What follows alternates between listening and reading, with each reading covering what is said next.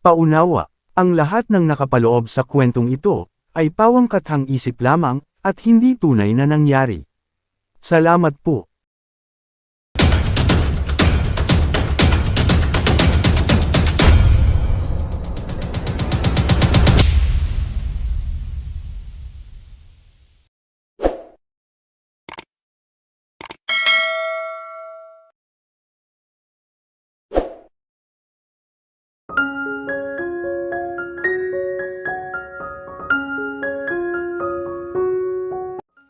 Sa loob ng magkasunod na araw, ay kibuin dili si Mia ng ina.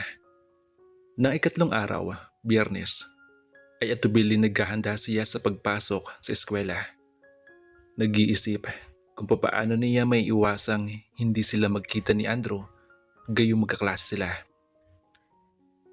She didn't think she could even face him after what happened.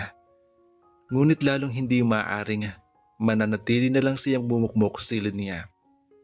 And she could only hope he wouldn't come to class since it was Friday.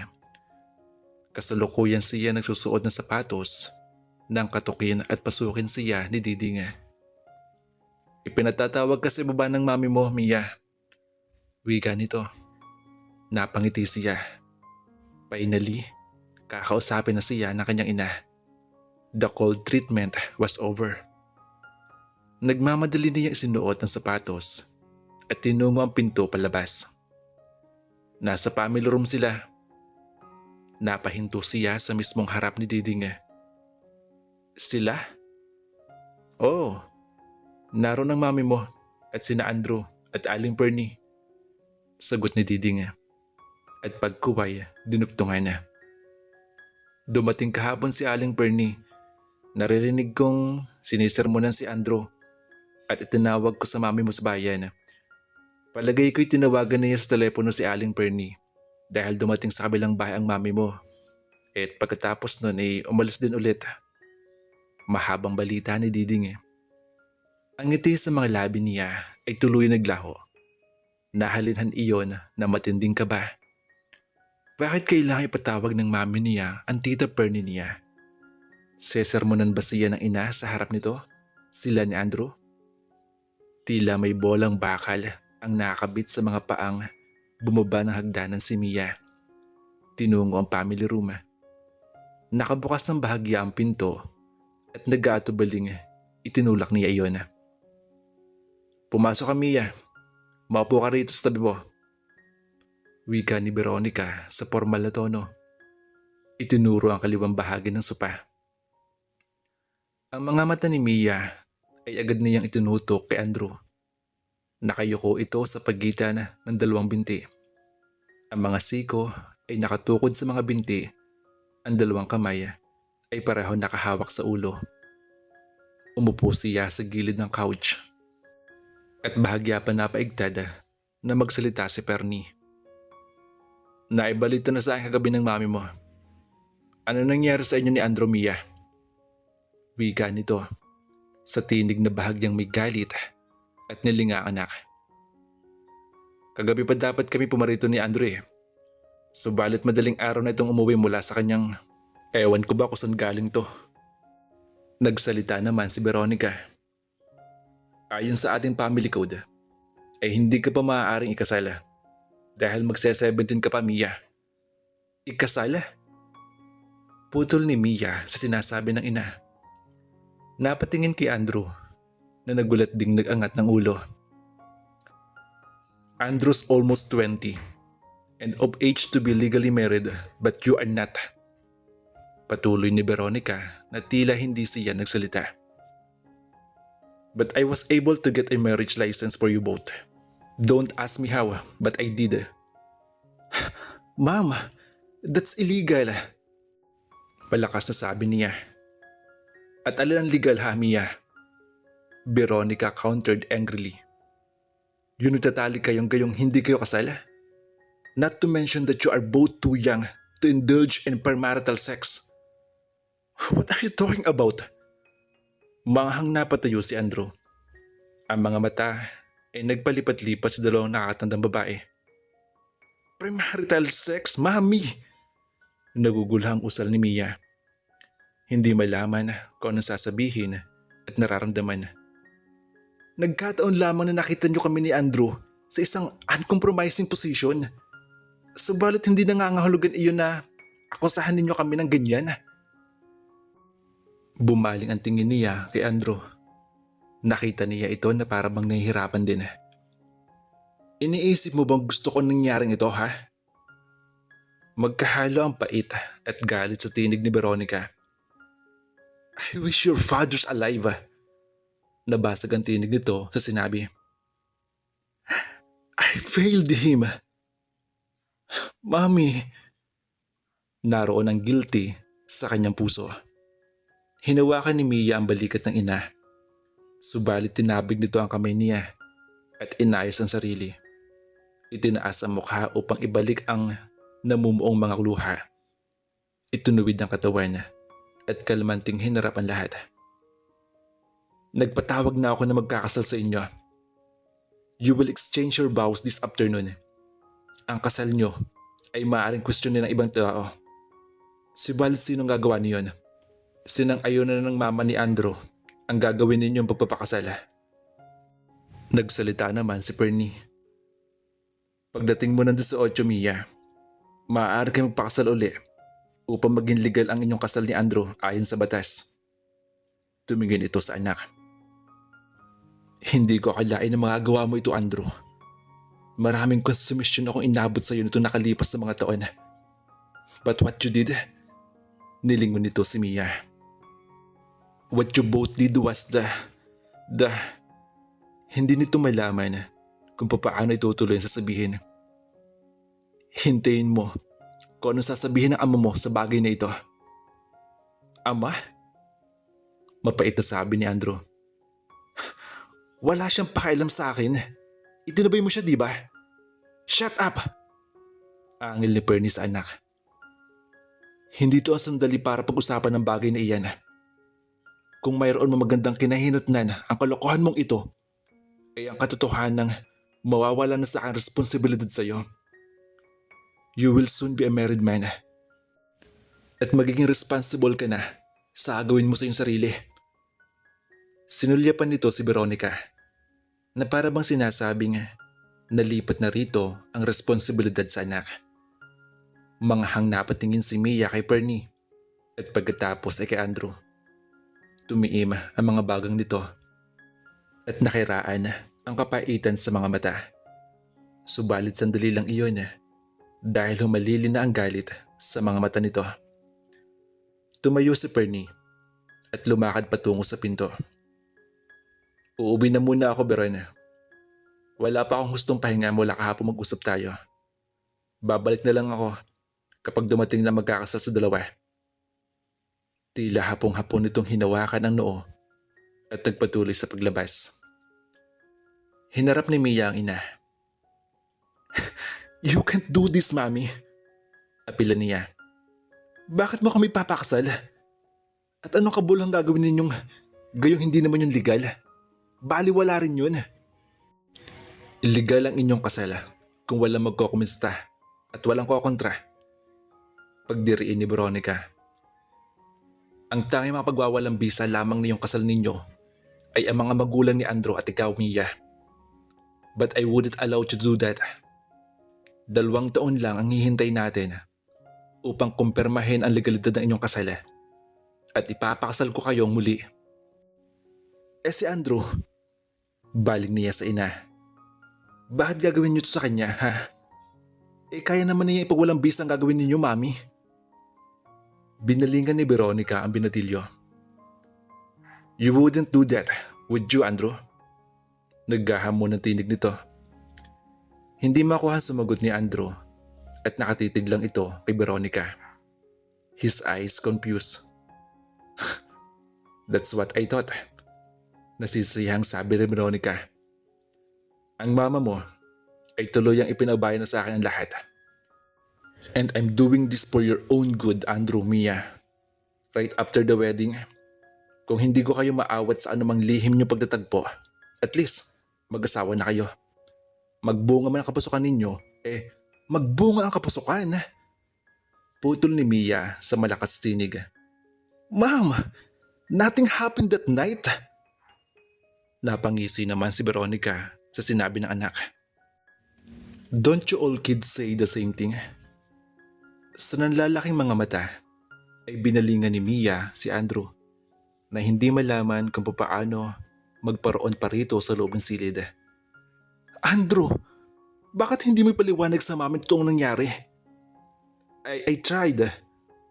Sagot nito na sinabayan ng iling. Alam mo bang alam ng buong subdivision ang nangyari sa inyo ni Andrew? Wika ni Veronica sa kanilang dalawa. Tumiim ang mukha niya. Mapapatay ko talaga si Diding na yan. Huwag mong ibigay ang sisi kay Diding. You can't deny. I saw you both with my own eyes. Patuloy ni Veronica. Binigyan mo ng kahiyan sa mga tao.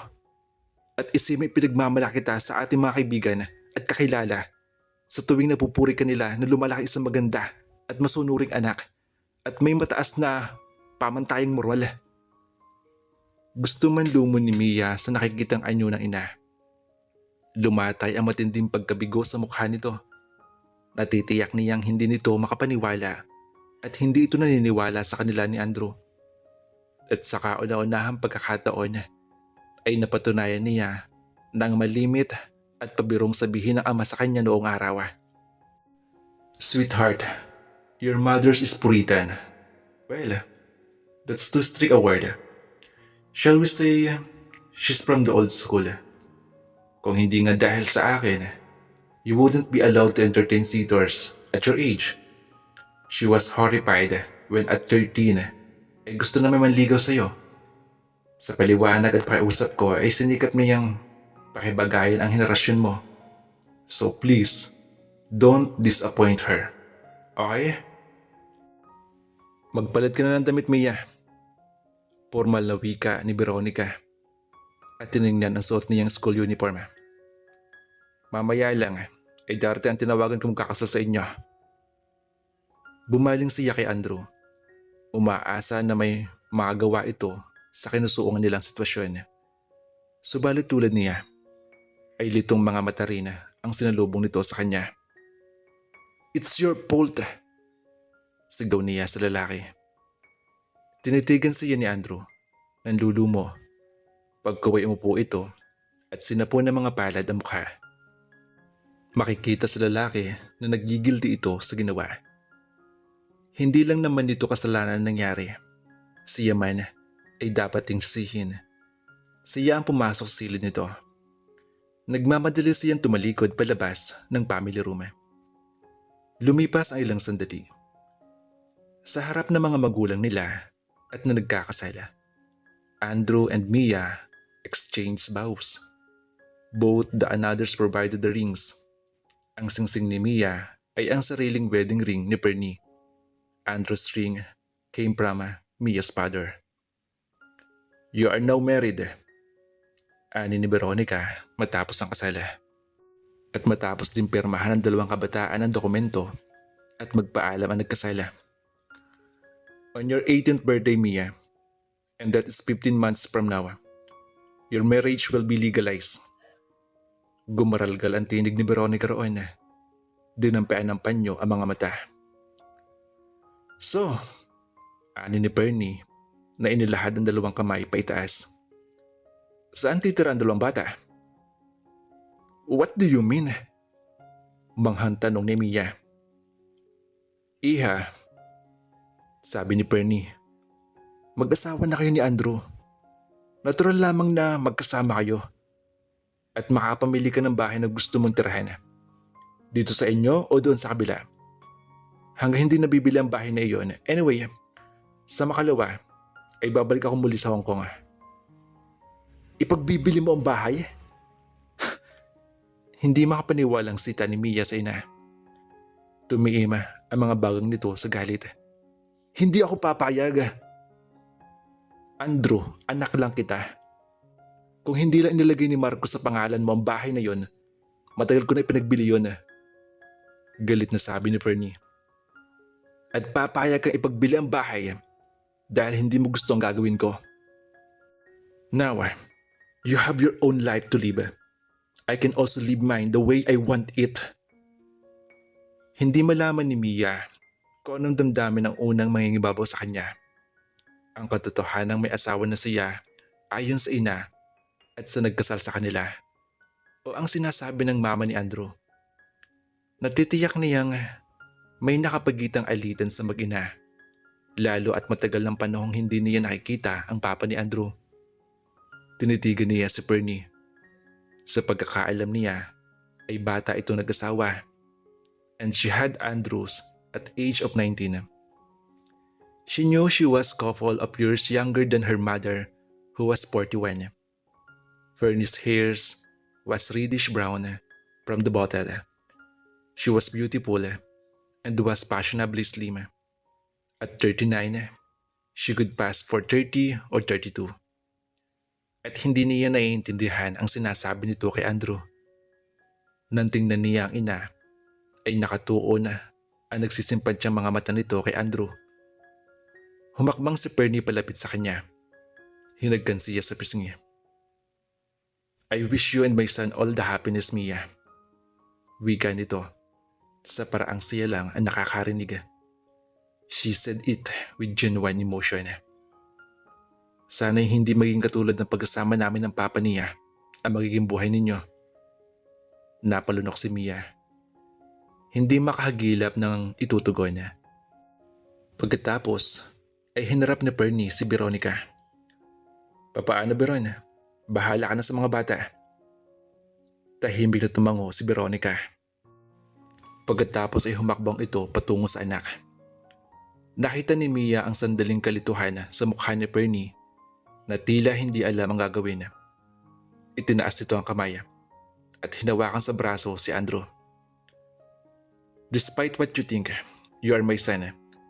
And, oh please ma, spare me with the dramatics. Sagot ni Andrew. Ang mukha nito ay tila natutuya. Nakita ni Mia na ang paggipit balikat ni Pernie. Tumalim ang mga mata sa pagkakatitig sa insolenteng anak. Pagkaway itinaas ang mukha at tumalikod at lumabas ng family room. Si Veronica ay hinarap ang dalawa. You can both stay here if you want, Andrew. O di kaya isa kabilang bahay.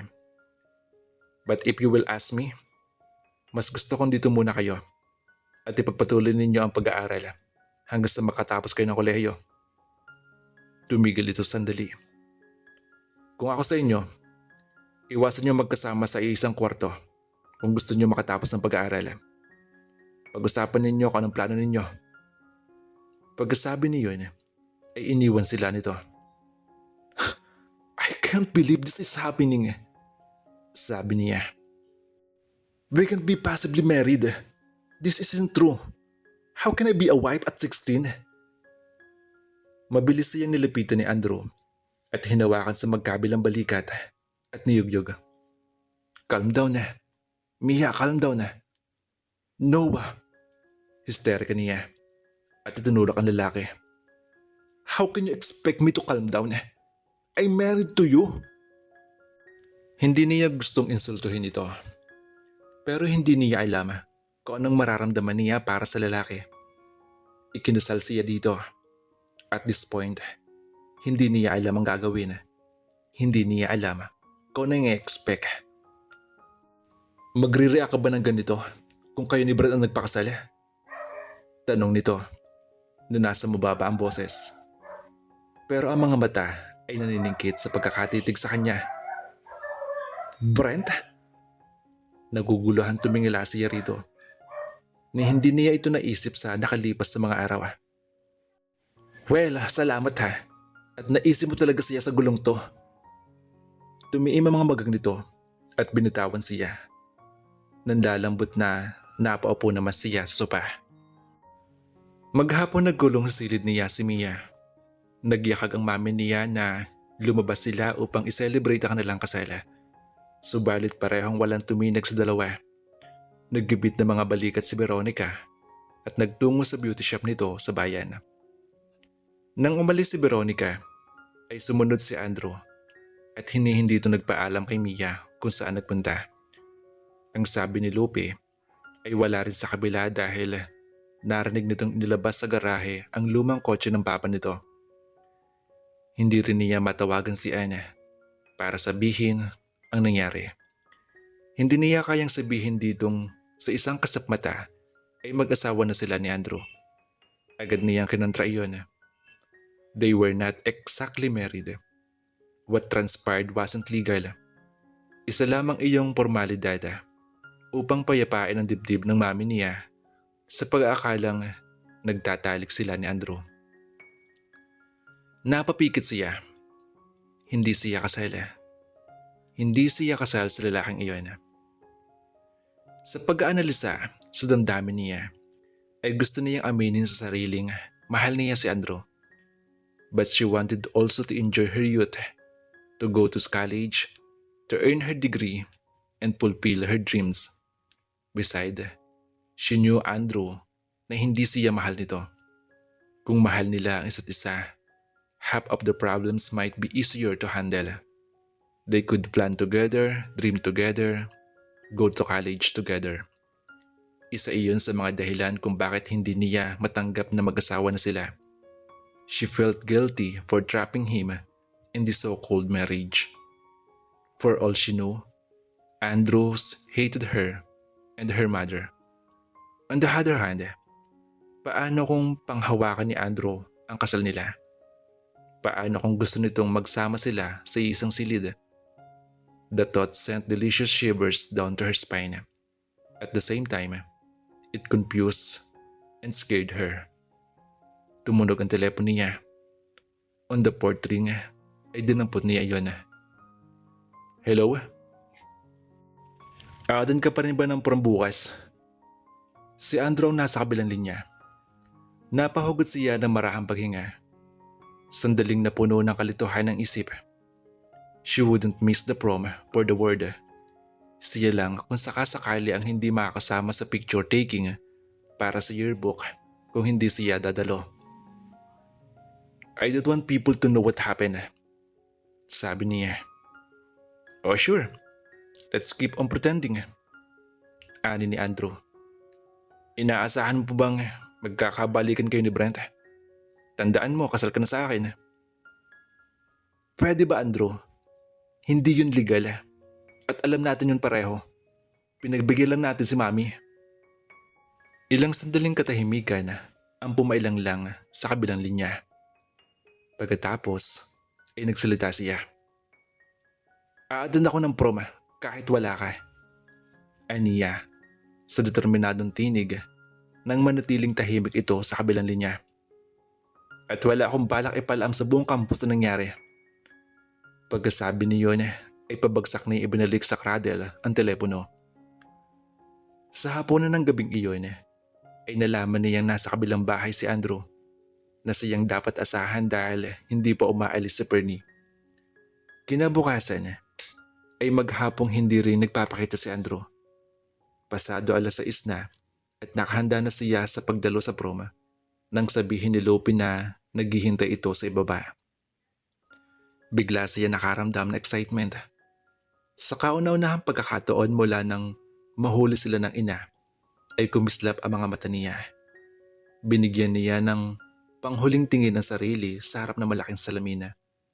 Nang walang makitang hindi tama, ay dinampat niya ang baga at nag-spray ng kolona sa kanyang pulsuhan.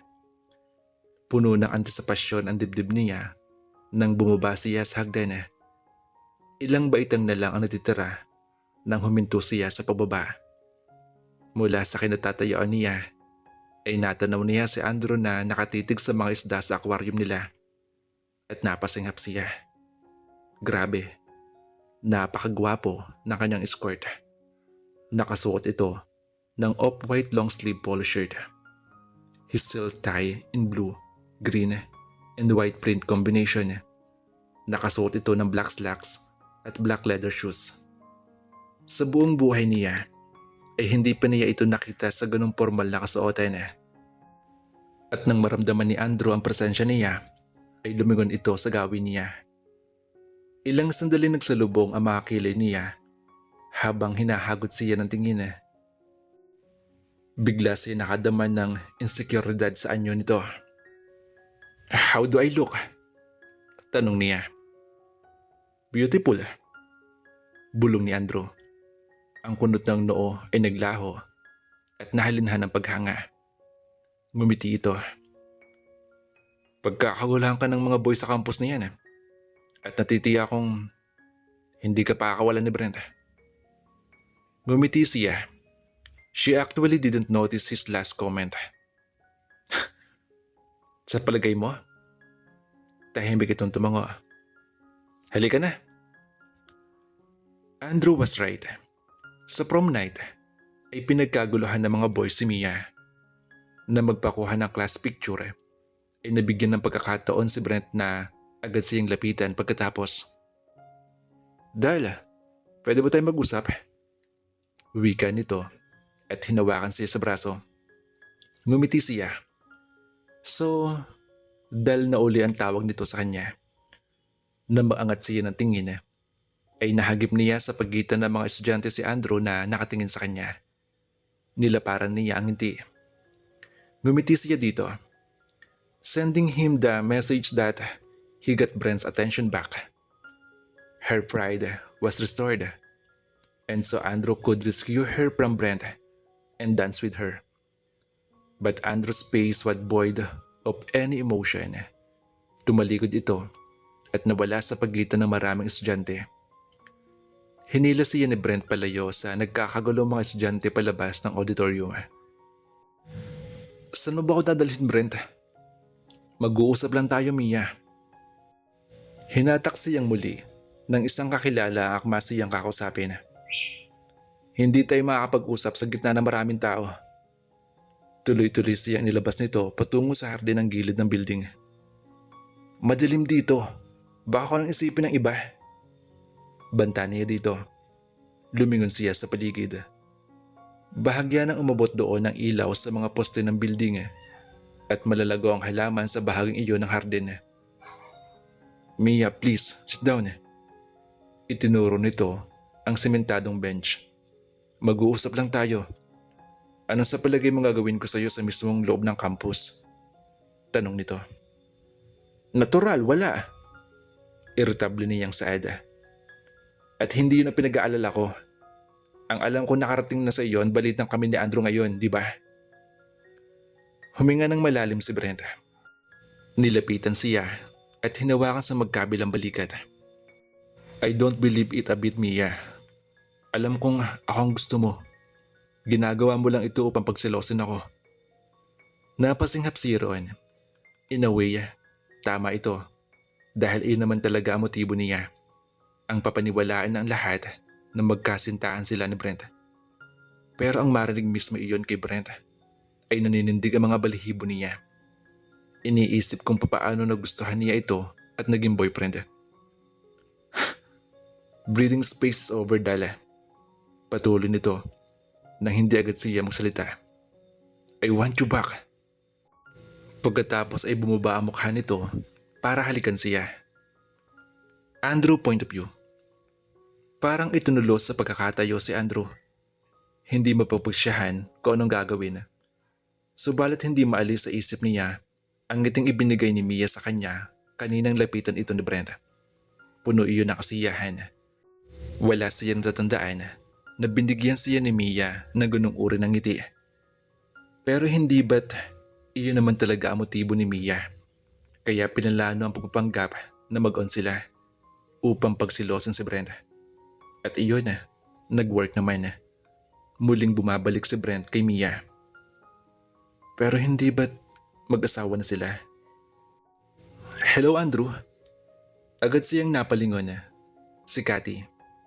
Napakaganda nito sa suot nitong blue velvet gown. Ang slit sa isang tagiliran ay umabot na sa bahaging hindi ipinahihintulutan. Hi! Ngumiti ito ng pagkasaya-saya. Tama ako.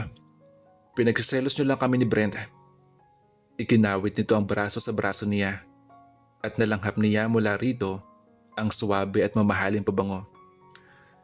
Now that Mia's back in Brent's arms, time to get out of here. We don't belong here, do we? Walang kibong nagpaakay siya rito palabas ng campus. Samantala, nasan si Andrew Ann? Tanong ni Mia sa kaibigan. Ilang minuto siya naghahanap sa buong auditorium ay hindi niya ito makita. Maraming alok ng sayaw na siyang tinanggihan sa paghahanap niya rito. Umalis sila ni Cathy kanina pa, Mia. Sagot ni Christian at inabutan ng punch drink ang girlfriend. Umalis sila ni Cathy? Oh, and it worked. Your plan worked. Nagkabalikan sila ni Cathy. Nakangis yung duktong nito. Ganon din ba kayo ni Brent? Nakita ko kasi kayo na umalis kanina. Tila siya estatwa na nanatili nakatayo roon. Unable to say something. Bigla ang paninikip ng kanyang dibdib. Bigla ay naging madilim ang buong paligid niya. Gusto niya umiyak. Hindi siya makapaniwalang iniwan siya ni Andrew roon. She would have expected him to waltz with her. At pagkatapos ng prom night, ay natural na magkasama silang uuwi. Mabilis siyang tumalikod bago pa niya bigyan ng kahihiyan ng sarili sa harap ng mga estudyanteng nakapaligid sa kanila. Hey! Habol ni Anna, kasunod si Christian. Saan ka pupunta? Uuwi na ako, Anna. Aniya, without looking back. Sumakit bigla ang ulo ko eh. Ihatid ka na namin. Alok ni Christian. Dala ko yung box ni Daddy. No. Huwag yun ako intindihin. Have fun. Mia, don't be silly. Patuloy ni Anna. At hinawakan siya sa braso at inakay sa parking slot. You can't walk home. Wala nang pampasaherong jeep dahil pasado 10:00 na. Nagsalita naman si Christian. Besides, may curfew siya sa mama niya, 11 o'clock. Niyuko nito ang relo. At 11:00 na. Binuksan nito ang pinto ng box at pinapasok siya sa loob. Ni isang salita, walang binitawan si Mia hanggang sa may hatid siya ng mga kaibigan sa kanila. Natatakot siya kapag nagsalita siya ay baka magunahan sa paglabas sa mga luha niyang kanina pa niya pinipigil na bumagsak. Christian and Anne tactfully refrained themselves from asking question. Matapos magpaalam sa mga kaibigan, ay tumakbo papasok ng gate nila si Mia. Ginamit niya ang sariling susi sa front door. Alam niyang kung gagamitin niya ang doorbell, ay magbubukas ng pinto si Lupe, kung hindi man ay ang mami niya. At hindi niya gustong makita o makapag-usap sa kahit na kanino sa sandaling iyon. Binitbit niya ang sapatos at tuloy-tuloy siya sa silid niya. Binuksan niya ang pinto at kinabig pasara, subalit hindi lumapat iyon ni hindi siya nagbukas ng ilaw at ibinagsak ang sarili sa kama at isinubsob ang mukha sa unan at umiyak na umiyak. Nagtagumpay ang plano niya. Subalit sa pagitan ng plano niya ay nangyari ang hindi dapat mangyari sa kanila ni Andrew na hindi pinalano. And she didn't want Brent back. She knew that from very start, hindi lang matanggap ng pride niya na nakipag-break sa kanya si Brent. Kaya isinagawa niya ang planong iyon. Nakadama lamang siya ng pagmamalaki nang akayan siya nito palabas at mapagbalikan. For her, he was an ancient history.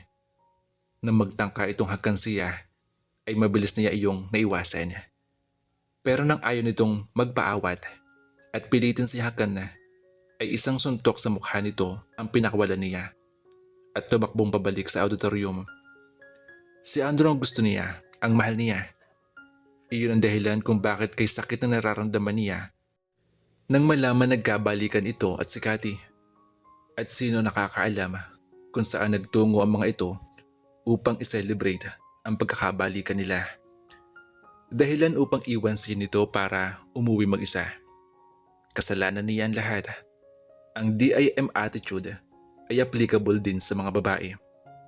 Cathy wanted Andrew's back. Nang bigla ay pumasok sa isip niya. Asawa na niya ito supposedly. Supposedly, that was the key word. Ang kabilang bahagi ng isip niya ang nagsabi niya na, Mia? Nilingon niya ang pintuan. Mula sa ilaw sa hallway ay naaninag niya ang bulto ni Andrew. Hindi mo sinarduhan ang pinto. Bulong nito sa kadiliman. Akala ko nasarahan ko, sabi niya.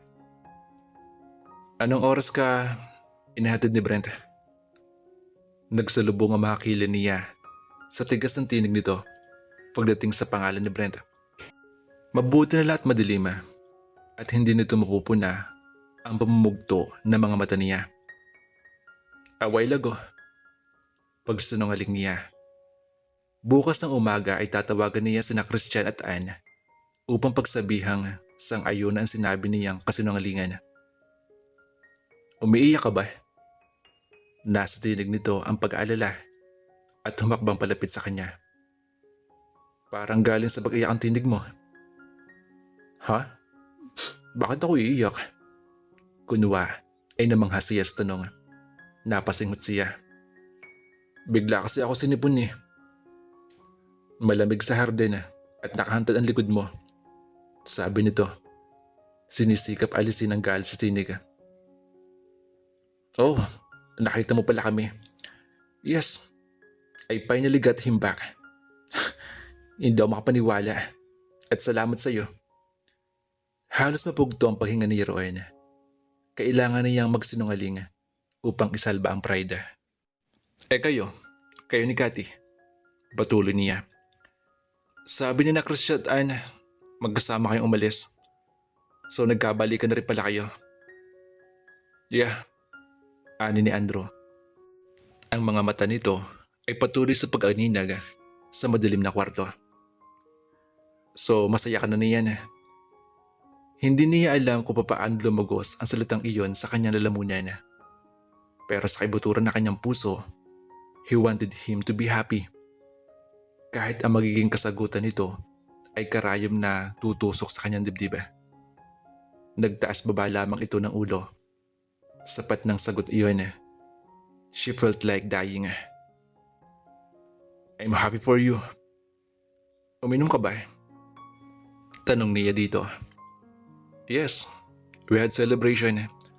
And thanks to you too. Isang mabigat na buntong hininga ang pinakawalan nito. At saka humakbang patungo sa pinto. Andrew? Tawag niya. Lumingon ito. Pero hindi niya makita ang mukha nito dahil madilim. Please, don't tell me mom about Brent. And I won't tell her about Cathy. Hindi niya gustuhin iyon dahil naniniwala siya sa kasal natin. In time, malalaman din ni mami na mali ang ginagawa niya. Perhaps, I could ask her to bring me to a doctor. Yes, that's it. Binigyan na yan sigla ang kanyang boses. Pagkatapos nun, pwede tayong maghiwalay. Matagal bago sumagot si Andrew. Kung hindi nga ito nanatili nakatayo roon, ay iisipin niyang hindi na ito sasagot. Sure. I wish you all the happiness, sweetheart.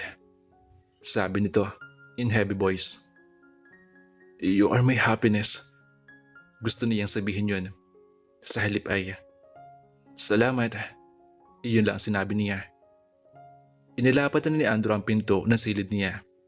Darkness and emptiness envelop her. At ng gabing iyon ay para bang isang ilog ang ibinuhos na luha ni Mia dahil sa nararamdaman niya.